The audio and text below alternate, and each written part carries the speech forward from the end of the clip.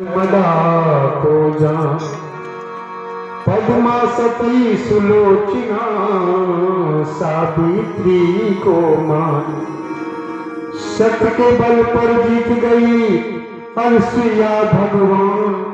ऐसी नारी की कथा गाए संत सुजान। बच्चे के हाथों से दान किया, शुभ आशीर्वाद है।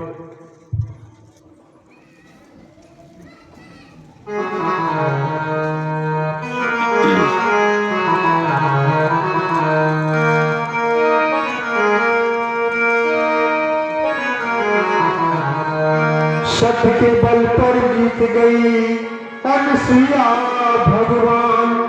ऐसी नारी की कथा गाए संत सुजान, गाए संत सुजान। नारी महान होती है संसार में। जिस घर में नारी की महानता है तो वो घर आज स्वर्ग के समान है। नारी अपने आप को गरिमा समझती है, आज उसका पति खुशहाल है। सास ससुर उनके सेवा से बहुत प्रसन्न रहते हैं। और जिस घर में नारी पत्नी अगर पति का ख्याल नहीं करती हो, सास ससुर का सेवा नहीं करती हो, तो सब कुछ रहते हुए भी वो घर सुरक्षित नहीं है।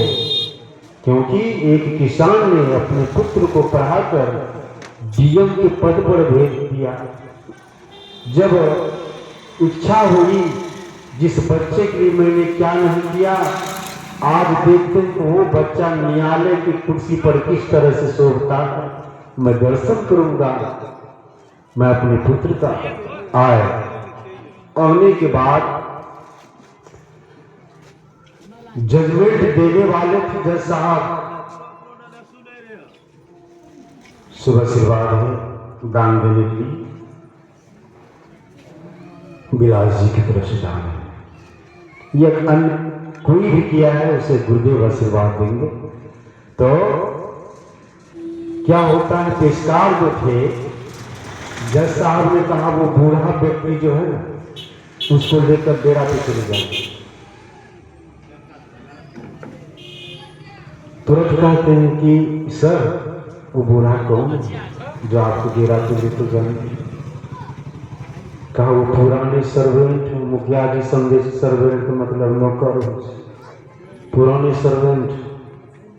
लेकिन जो अफसर होते हैं रात दिन आदमी के बीच रहते हैं, चलाते हैं, उनका तो ख्याल कुछ और होता है, उनकी दृष्टि कुछ और होती है। जब आए तो जज साहब के मुखरा से उनका मुखरा मिलता था, दोनों का मुंह एक समान होता था। जज साहब बड़ा पुत्र था। मन में संदेह आ गया। कहा बाबा आप जज साहब का पुराना नौकर है, लेकिन आपका मुखरा बताता है कि आप उनके पिता के रूप में हैं। कहा क्या कहा जज ने? कहा उसने कहा कि आप उनके पुराने नौकर हैं। कहा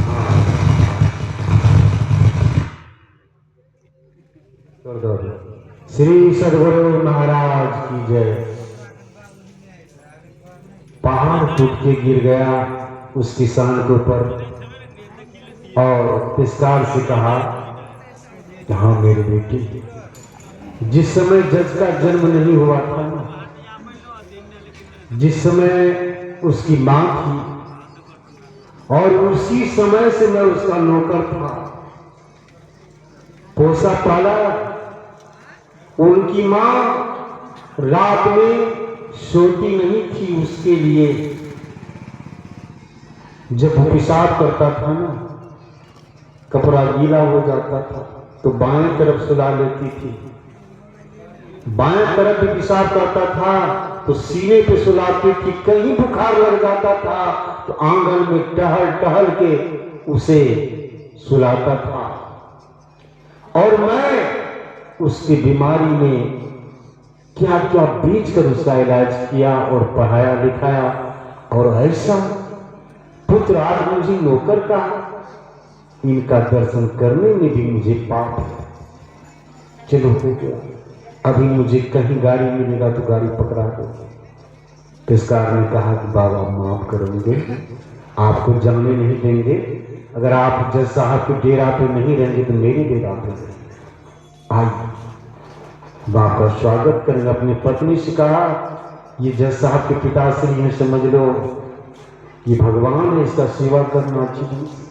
उनके पत्नी उनके लिए रोटी सब्जी दाल सब्जी बनाया, बहुत सेवा किया। पेशकार ने सोचा चाहे मुझे नौकरी से निकाल दे या कुछ करे, लेकिन मैं करने के लिए छोड़ूंगा नहीं।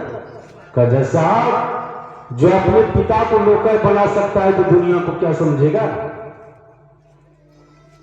आपका पिता था ना, आप उसे नौकर कह दिए और आपका दर्शन करने से भी वो नहीं करेंगे दर्शन, वो घर चले जाएंगे।